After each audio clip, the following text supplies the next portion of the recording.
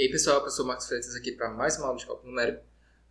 O tópico que a gente está trabalhando é o tópico de raiz de funções e o tema da aula de hoje é o primeiro método de refinamento que a gente vai ver, que é o método da abscissão. Então o roteiro dessas aulas de raiz de funções é esse daqui. Primeiro a gente falou sobre a introdução, a gente falou sobre isolamento, estamos falando sobre o refinamento e depois vamos falar sobre a conclusão. Anteriormente a gente já falou sobre, eu espero que vocês tenham visto, né, funções derivadas, que a gente não falou aqui nesse curso. A gente falou sobre erro de arredondamento, foi um dos outros tópicos. Mas aqui nesse tópico de raiz de funções a gente deu a definição do problema, a gente falou sobre a fase de isolamento e a gente começou a fase de refinamento na aula passada, onde a gente falou do algoritmo geral e dos critérios de parada.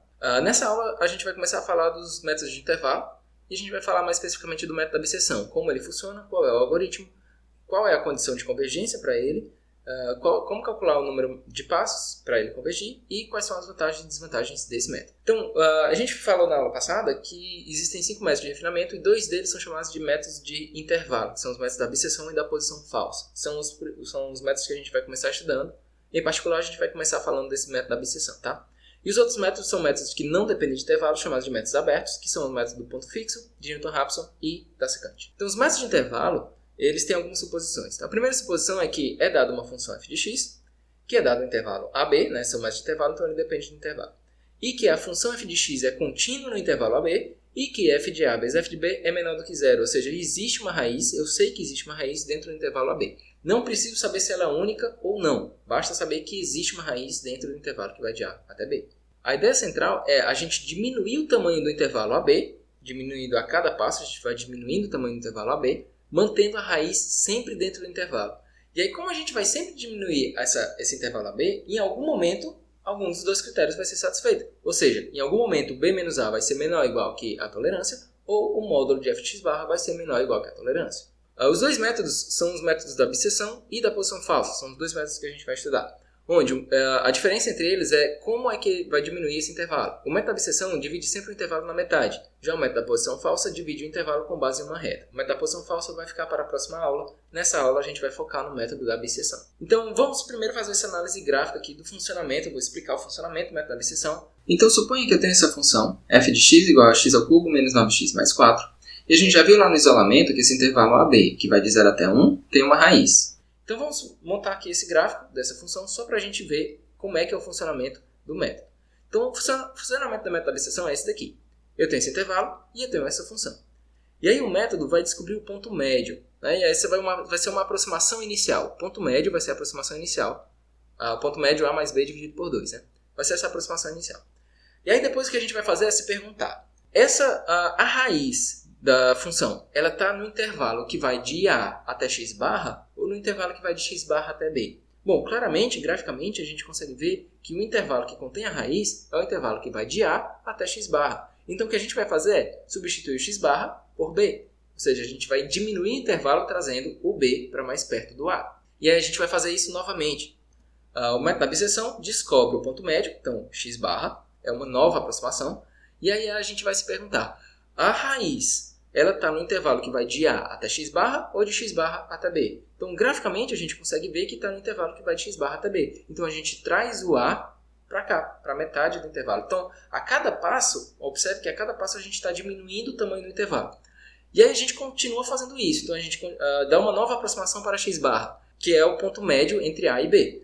E aí a gente se pergunta, a raiz, ela está em qual subintervalo? O subintervalo que vai de A até x barra ou o subintervalo que vai de x barra até B? Bom, graficamente a gente consegue ver que a raiz está no subintervalo que vai de x barra até B. Então a gente traz o A para mais perto do B. Então a cada passo a gente vai fazendo sempre esse mesmo algoritmo. A gente sempre descobre o ponto médio e aí, a partir disso, a gente elimina metade do intervalo, ou seja, a gente diminui o intervalo pela metade.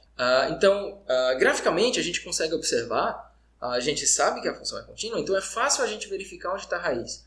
Mas o computador não vai olhar, o computador não sabe ver o valor da função no intervalo todo, né? Então ele sabe apenas calcular nos pontos extremos. Então o valor desses pontos, o valor de f de A e f de B nos pontos extremos do intervalo, são a única informação que ele vai utilizar para poder fazer esse cálculo. Então, na verdade, o método da abscissão ele vai funcionar desse jeito. Né? Eu não sei a função contínua, eu sei que ela é contínua, Mas eu sei o valor de A, sei o valor de B, consigo calcular f de A, consigo calcular f de B. Então são essas as informações que a gente tem, A, B, f de A e f de B. Como é que a partir dessas informações eu faço aquele método da abscissão? Então o método da abscissão, ele calcula o x barra, uma primeira aproximação.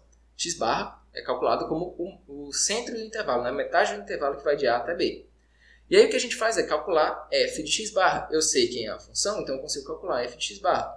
E aí eu vejo, olha só, o f de A é positivo, f de x barra é negativo e f de B também é negativo.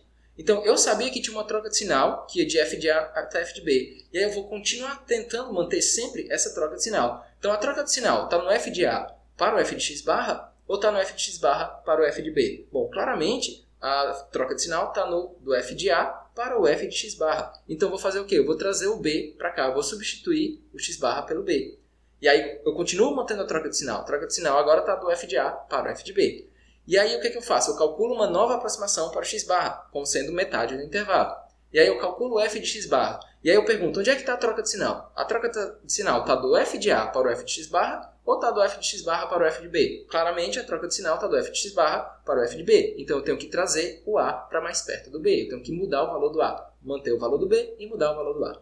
E aí eu continuo fazendo isso. Calculo de novo o x barra como ponto médio. E aí eu me pergunto, onde é que está a troca de sinal? Está do f de A para o f de x barra ou está do f de x barra para o f de B? Bom, claramente a troca de sinal está do f de x barra para o f de B. Então a gente traz o A para cá, né? A gente traz o A, substitui o x barra pelo A. E a gente continua fazendo isso. Agora eu tenho um novo x barra. E aí eu calculo o f de x barra. Onde é que está a troca de sinal? Do f de A para o f de x barra ou do f de x barra para o f de B? Novamente aqui está do f de x barra para o f de B. Então aqui novamente eu iria trocar o valor do A. Então, o algoritmo, de maneira geral, o funcionamento do algoritmo é o seguinte. Dado uma função f de x e o intervalo AB, onde eu sei que f de x é contínua no intervalo que vai de A até B, e eu sei também que tem uma raiz, ou seja, f de A vezes f de B é menor do que zero. A aproximação inicial vai ser dada pelo ponto médio, x igual a A mais B dividido por 2. Se esse valor de x, que é o valor da aproximação, é uma boa aproximação, então o método termina dizendo que a aproximação é x barra calculado como x, que foi calculado como A mais B dividido por 2. Se não, a gente vai testar onde é que tem a troca de sinal. Ou seja, a gente vai testar se f de A vezes f de x for menor do que zero, então existe a troca de sinal no intervalo que vai de A até x. Portanto, a raiz está no intervalo que vai de A até x. Então, se a raiz está no intervalo que vai de A até x, a gente vai trocar o valor de B pelo valor de x. Se não, isso quer dizer o quê? Que a raiz vai estar no intervalo que vai de x até B. Então, a gente vai trocar o valor de A pelo valor de x. E aí a gente repete o método, encontrando uma nova aproximação, né? A gente volta lá, encontra uma nova aproximação, x igual a A mais B sobre 2, e faz esses passos novamente. Então, recapitulando, o algoritmo vai ser feito da seguinte maneira, mais assim, do jeito de programação, tá? A gente vai calcular uma aproximação inicial, dada por x igual a A mais B dividido por 2, ponto médio. Enquanto x não for uma boa aproximação, a gente vai fazer isso daqui.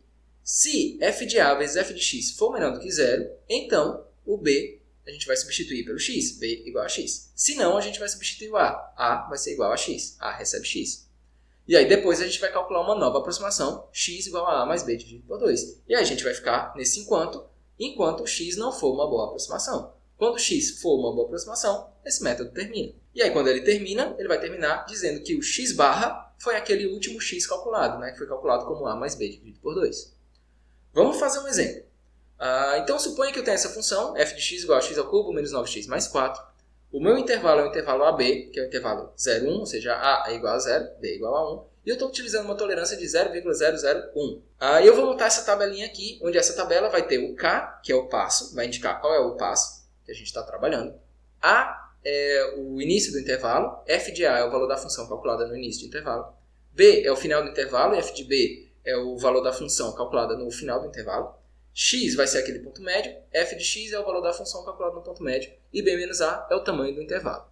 Então, no passo zero, que é o passo inicial, no passo zero, antes de tudo, no passo zero, o método da tabulação me deu esse intervalo que vai de 0 até 1. Então, o valor de A é 0, o valor de B é 1. Eu calculo o f de A, que tem o valor 4, e eu calculo o f de B, que tem valor menos 4. Observe que tem uma troca de sinal. E aí eu calculo x como ponto médio entre A e B, ou seja, A mais B dividido por 2. A é 0, B é 1, A mais B dividido por 2 dá 0,5. Calculo o valor da função nesse x, Então, f de 0,5 dá menos 0,375. E eu calculo o tamanho do intervalo, b menos a, que aqui nesse exemplo dá 1. E aí eu me pergunto, esse f de x em módulo é menor ou igual que a tolerância? Não. B menos A é menor ou igual que a tolerância? Não. Então eu vou fazer o próximo passo. No próximo passo, que é o passo K igual a 1, né? O próximo passo, K vai me dizer qual passo. Passo K igual a 1. Eu tenho que descobrir qual vai ser o intervalo que eu vou trabalhar. Se vai ser o intervalo que vai de A até X ou o intervalo que vai de X até B. Para fazer isso, eu procuro nas colunas do f de A, f de B e f de X, onde é que tem uma troca de sinal. Então a troca de sinal está do f de A para o f de X, ou a troca de sinal está do f de x para o f de b? Bom, claramente a troca de sinal está do f de a para o f de x. O f de a é positivo, o f de x é negativo. Então, se a troca de sinal está do f de a para o f de x, o meu próximo intervalo vai ser o intervalo que vai de a até o x do passo anterior, né? Então, no passo k igual a 1, o a vai se manter, vai ter valor 0, e o b vai mudar porque era o x do passo anterior. Então, o b agora vai ser 0,5. O f de A se mantém o mesmo, né? Já que o A se manteve, o f de A eu calculo também dá o mesmo, 4. F de B dá menos 0,375 e eu calculo o x como ponto médio. X ponto médio entre A e B. 0 mais 0,5 dividido por 2 dá 0,25. E aí eu calculo o f de x e eu calculo o B menos A. F de x em módulo é menor ou igual que a tolerância? Não é. B menos A é menor ou igual que a tolerância? Não é. Então eu tenho que ir para o próximo passo. No próximo passo, que vai ser o passo K igual a 2, eu tenho que trabalhar em qual subintervalo? O subintervalo que vai de A até X ou de X até B? Para eu decidir, eu vejo onde é que tem a troca de sinal. F de A até F de X ou F de X até F de B? Então, claramente, a troca de sinal está do F de X até o F de B. F de X é positivo, F de B é negativo. Então, no próximo passo, passo K igual a 2, eu vou trocar quem? Vou trocar o A, porque a troca de sinal vai ser, né, era entre o F de X e o F de B. Então, eu vou mudar o valor de A, vai ser o 0,25. Então, eu troco o valor de A e eu mantenho o valor de B. Por quê? Porque quando eu troco o valor de A, eu mantenho a mudança de sinal do f de A para o f de B. O f de A é positivo, o f de B é negativo. E aí o que é que eu faço? Agora, novamente eu calculo o ponto médio entre 0,25 e 0,5. A mais B dividido por 2. 0,25 mais 0,5 dividido por 2 dá 0,375. Então, calculei x, que é a minha nova aproximação. Calculo f de x, que é o valor da função naquela aproximação. Aqui dá 0,677. Calculo b menos a, que é o tamanho do intervalo, que dá 0,25. E aí eu pergunto, 0,6777, o valor de f de x em módulo é menor ou igual que a tolerância? Não. B menos a é menor ou igual que a tolerância? Não. Então eu tenho que ir para o próximo passo, passo k igual a 3. No passo k igual a 3, eu vou para qual subintervalo? De a até x ou de x até b? Procuro a troca de sinal. Troca de sinal em quem? F de A, F de X ou F de X, F de B. Então a troca de sinal está no F de X, F de B. Então se a troca de sinal está no F de X, F de B, eu vou trocar o valor de A. Então no próximo passo, eu mudei o valor de A e eu mantive o valor de B. Calculo F de A, calculo F de B. E aí eu vou calcular o X. X vai ser o ponto médio entre A e B, ou seja, A mais B dividido por 2. Calculo F de X e calculo B menos A. Em módulo, f de x é menor ou igual que a tolerância? 0,1462 é menor ou igual que a tolerância? Não é. B menos A, 0,125, é menor ou igual que a tolerância? Não é. Então, eu tenho que ir para o próximo passo. No próximo passo, eu vou trabalhar em qual subintervalo? Subintervalo que vai de A até X ou de X até B? Eu vejo onde tem a troca de sinal. A troca de sinal aqui vai ser do f de x para o f de B. Então, vou mudar quem? Vou mudar o A. Mudo o A. Então, tem um novo A, tem um novo B, calculo f de A, calculo f de B, calculo x como ponto médio. E aí eu calculo f desse ponto médio, a função nesse ponto médio, e eu calculo b menos A. F de x em módulo é menor ou igual que a tolerância? Não é. B menos A é menor ou igual que a tolerância? Não é. Então, eu tenho que ir para o passo 5. No passo 5, a gente vai procurar entre A e x e B, onde é que tem a troca de sinal nos f's. Então, o f de A era positivo, o f de B era negativo, o f de x era negativo. Então, a troca de sinal, eu estava no subintervalo que ia de A até x. Então, eu mudo quem? Mudo B pelo x. E aí, eu continuo fazendo isso, calculo o novo x, que é o ponto médio, calculo f de x, que é a função nesse ponto médio, calculo B menos A, que é o tamanho do subintervalo, eu testo se o módulo de f de x é menor ou igual que a tolerância, não é. B menos A é menor ou igual que a tolerância, não é. Então, eu tenho que ir para o próximo passo. E aí, a gente vai ficar fazendo isso várias vezes, até chegar lá no passo 10. Quando a gente chega no passo 10, o A tem valor aproximadamente 0,4541, f de A é 0,0067, o B é 0,4551 e o f de B é menos 0,0015, o x vai ter valor 0,4546, o f de x vai ter valor 0,0026 e o b menos a tem valor 0,001. E aí, olha só, esse valor de b menos a, 0,001, é menor ou igual que a tolerância? Sim. Então, eu já poderia parar o método bem aqui, dando como resposta esse valor que é 0,4546. Essa seria a minha última aproximação. Então, se eu estiver utilizando apenas um dos dois critérios de parada, basta que um deles seja satisfeito, ou o módulo de f de x menor ou igual que a tolerância, ou b menos a menor ou igual que a tolerância, então eu poderia parar. Então, se eu fizesse isso, em 10 passos, eu chegaria na resposta que era 0,4546. Se eu tiver um i dos dois critérios, ou seja, eu quero que tanto o módulo de f de x seja menor ou igual que a tolerância, quanto b menos a também seja menor ou igual que a tolerância, então esse teste daria falso e aí eu precisaria fazer mais um passo. E aí nesse último passo, eu já ia descobrir que a raiz ia ser 0,4548, porque o módulo de f de x ia ser menor ou igual que a tolerância e o b menos a também ia ser menor ou igual que a tolerância. Então a raiz seria 0,4548.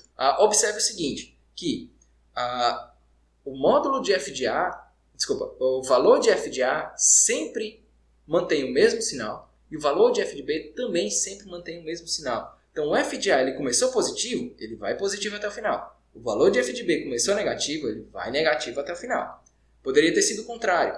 O f de a poderia ter começado negativo, e aí, no caso, ele iria negativo até o final. E o valor de f de b começaria positivo, e ele iria positivo até o final. Então, se vocês estiverem fazendo algum cálculo aí, em que o f de a começa, por exemplo, começa positivo, e o f de b começa negativo, em algum momento tem uma troca de sinal dentro da própria coluna, você fez algum cálculo errado. Outra observação, o tamanho do intervalo b menos a, ele está sempre sendo dividido por 2. Então, aqui nesse exemplo, ele começava com 1, depois ia ser 0,5, 0,25, 0,125, 0,0625. Então, ele está sempre sendo dividido por 2. É uma das características do método da bisseção. E aí vem uma pergunta, será que o método da bisseção ele sempre converge? Ele sempre vai chegar num resultado, e esse resultado vai ser uma boa aproximação? Se ele não convergir, será que existem condições que garantem a convergência? Ou seja, se essas condições forem satisfeitas, ele iria convergir? E a verdade é que, sim, o método da bisseção ele sempre vai convergir, desde que a função seja contínua e desde que tenha uma raiz de maneira que f de a vezes f de b seja menor do que zero. Então, se isso acontecer, se a função for contínua dentro do intervalo e se f de a vezes f de b for menor do que zero, então sim, o método da bisseção sempre vai convergir. A demonstração disso, eu não vou mostrar para vocês, mas a demonstração disso é que, conforme os passos avançam, o valor de A tende à raiz, o valor de B também tende à raiz, portanto, a aproximação x, que é metade de A e B, também vai tender à raiz. Tá? Então, ele vai sempre convergir. E já que ele sempre converge, será que é possível calcular a quantidade de iterações que o algoritmo leva até ele convergir? Ou seja, quantos passos o método leva para convergir? Qual o valor de K, em outras palavras, né? Em qual o valor de K quando o método termina?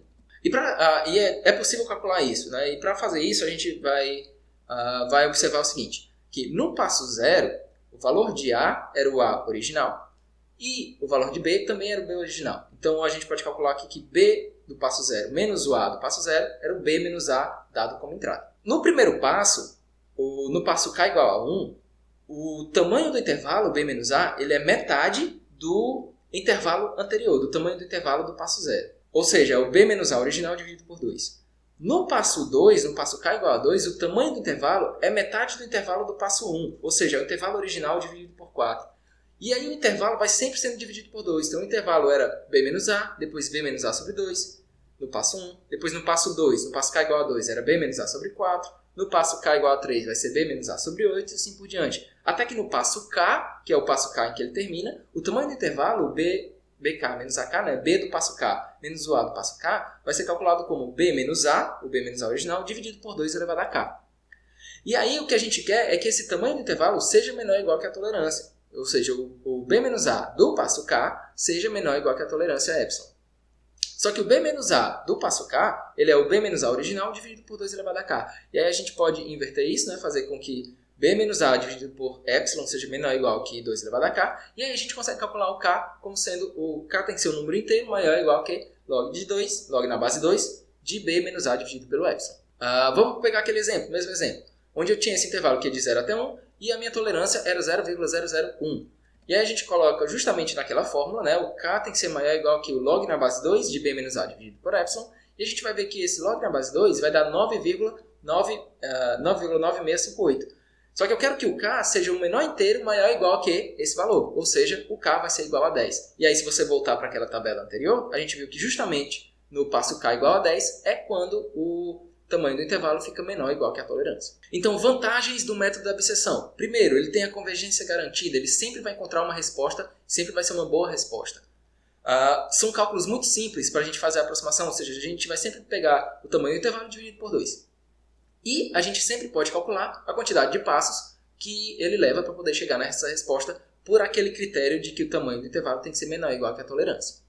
Desvantagens. Ele pode demorar muito. Essa quantidade de passos pode ser uma quantidade muito grande. Né? A gente fez lá 10 passos ou 11 passos. Então pode ser que ele demore muito para convergir. E essa é uma das principais desvantagens do método da abscissão.